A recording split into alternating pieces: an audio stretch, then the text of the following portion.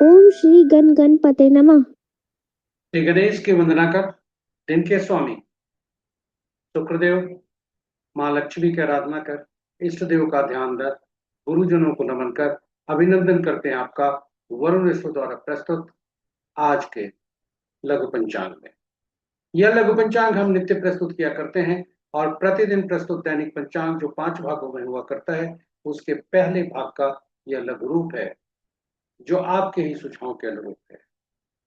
इसमें डेटा जो भी प्रयुक्त होता है दृक पंचांग से लिए जाते हैं, छवि तथा ध्वनि गूगल से ली जाती है और यह प्रस्तुति आप तक यूट्यूब के माध्यम से हम सफलपूर्वक पहुंचा पाने में समर्थ होते हैं। तो चलिए प्रस्तुति में चलते हैं और प्रस्तुति में चलने के क्रम में श्री गणेश की मन ही मन स्तुति करते चलते हैं ताकि इस प्रस्तुति को आप तक पहुंचाने में न कोई विघ्न हो, न कोई बाधा हो, कार्य की सिद्धि हो। साथ ही साथ इस विद्या का समुचित प्रचार और प्रसार हो और सभी का कल्याण हो। सर्वे भवन्तु सुखिनः, सर्वे सन्तु निरामयाः।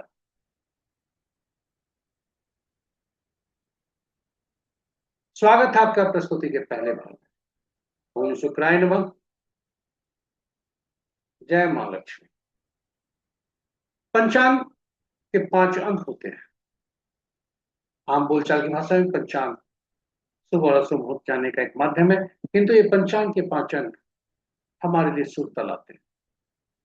जी हाँ, तिथि लक्ष्मी प्रदान करने वाला, वार आयु में वृद्धि करने वाला, नक्षत्रों से पापों का नाश, योग रोगों को दूर करने में सहायक और कर्म कार्यों में सिद्धि दिलाता है, कार्य सिद्धि दिलाता है।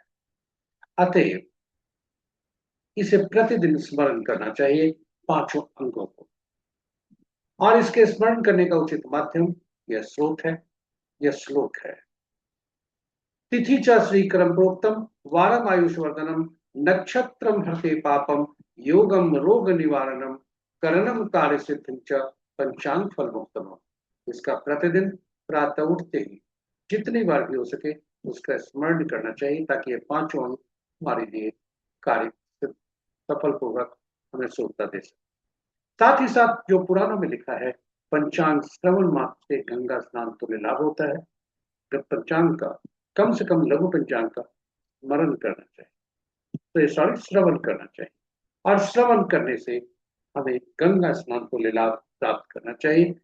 और गंगा स्नान का तात्पर्य, गंगा का तात्पर्य जलीय तत्वों से है, जो हमारे शरीर के 70% से ज्यादा, और जन्म कुंडली की जलीय राशियां, जलीय राशियों में बैठे ग्रह और जलीय राशियों के स्वामी, ये सभी सुप्रभावित होते।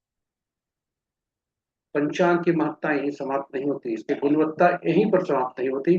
पंचांग हमारे निर्णय क्षमता को सुदृढ़ करता है, हमारे यह आत्मबल हमारा बढ़ाता है। पंचांग प्रकृति और ब्रह्मांड की ऊर्जा के साथ संतुलन स्थापित करने में सहायक होता है, जिसके फलस्वरूप हम सबके जीवन में शांति, समृद्धि और सकारात्मकता का संचार होता है। अतः पंचांग का अनुसरण करके हम अपने जीवन को अधिक सफल और समृद्ध बना सकते हैं। 3 बातें आई: पंचांग का स्मरण, श्रवण और अनुसरण, ये हमारे जीवन में सुखता देता है।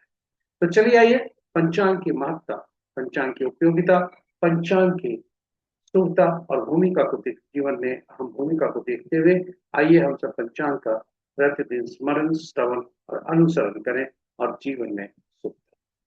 साथ ही साथ साझा करें प्रस्तुति को अपने मित्रों, परिजनों तथा शुभेच्छुओं के संग, ताकि वे भी हमसे प्रेरित होकर पंचांग का प्रतिदिन स्मरण, श्रवण और अनुसरण करके अपने जीवन में सुखता ला सके।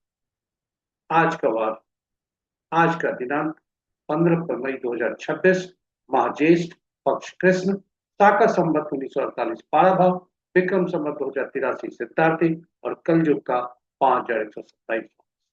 आज का सूर्योदय 5:04 प्रातः और सूर्यास्त 6:28 संध्या तक। Sunrise at 5:04 AM and sunset at 6:28 PM। Suryadev की उत्तरायण तथा मध्याह्न प्रातः दिन के 11:46 तो कल के कथा आज पूर्वोत है। चंद्रोदय, चंद्रोदय देर रात्रि या कहें कल भोर में 4:09 पर, और चंद्र का अस्त कल अपराह्न 4:58 दिशाशूल आज का पश्चिम है, फिर भी इस दिशा में यात्रा करने को बाध्यता हुई तो जौ खाकर या दूध का सेवन करके यात्रा में सुख बना। पंचांग के 5 अंक इस प्रकार।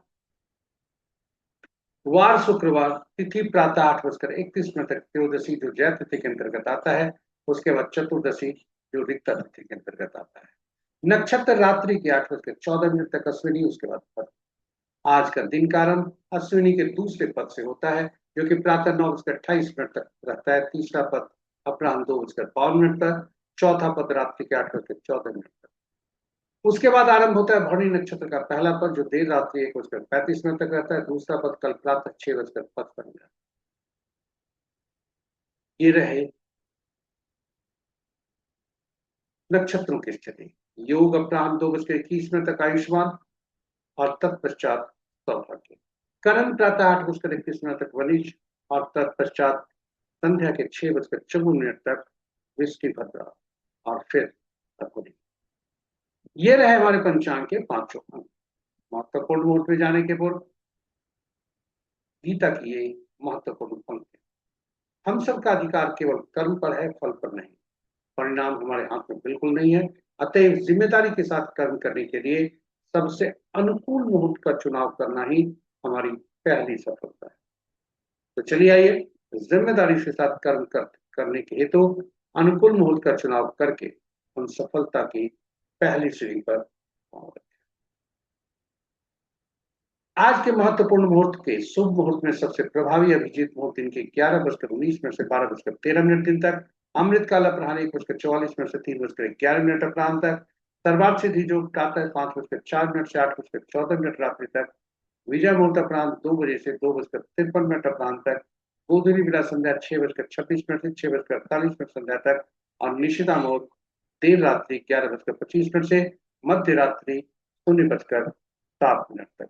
रात्रि में किए जाने पूजा पाठ जब तक साधना तंत्र मंत्र आदि के निश्चित श्रेष्ठ हुआ करते हैं। गोधूली अशुभ मुहूर्त में राहु सबसे प्रभावी राहु का दिन के 10:06 से 11:46 दिन तक। गोलिक काल प्रातः 6:45 से 8:25 प्रातः तक। यमगंड अपराह्न 3:07 से 4:47 तक। और वर्ज मुहूर्त 2 भाग। पहला भाग अपराह्न 4:38 से 6:04 संध्या तक और दूसरा भाग कल भोर में 4:45 से 6:10 प्रातः तक। भद्रा प्रातः 8:31 से संध्या के 6:54 तक और गण मुहूर्त प्रातः 5:05 से रात्रि के 8:14 तक। यहाँ आपको बता दें आज का भद्रा का वास स्वर्ग में है जो कि शुभ है। ये रहे हमारे लघु पंचांग की लघु प्रस्तुति। आशा करते हैं प्रस्तुति आपके लिए उपयोगी सिद्ध होगी। यदि इस प्रस्तुति को आप पहली बार देख रहे हैं तो हमारे चैनल को सब्सक्राइब करें, साथ ही साथ नोटिफिकेशन बटन को दबाना न भूलें ताकि हमारे हर प्रस्तुति की सूचना आपको मिल सके और आप उसे लाभान्वित हो सकें।